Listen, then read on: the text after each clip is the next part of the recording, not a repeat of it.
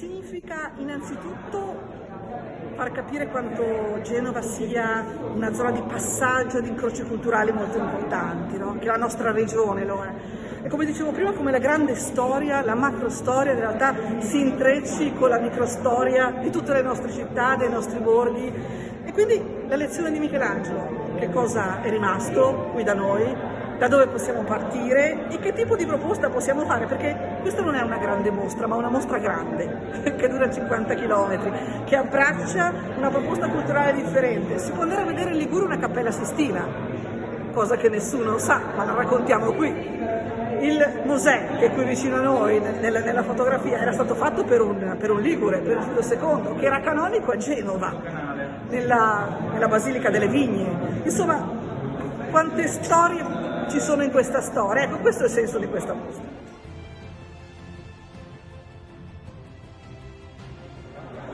È un legame indiretto, nel senso fatto di grandissime eredità culturali. Noi in qualsiasi luogo importante andiamo vi troviamo delle tracce. Il Palazzo del Principe, che fa parte di questo percorso, ha delle sculture del suo allievo, l'Albergo dei Poveri, le Vigne, Carignano. Ci sono continui echi e poi veramente questo legame straordinario con la storia ligure, cioè pensare che i Della Rovere liguri hanno lasciato due tracce così importanti nella nostra storia dell'arte, cioè la Cappella Sistina e opere strepitose come i Prigioni, come il Mosaico, ci deve far riflettere, no, anche sul ruolo della nostra città, della nostra regione all'epoca.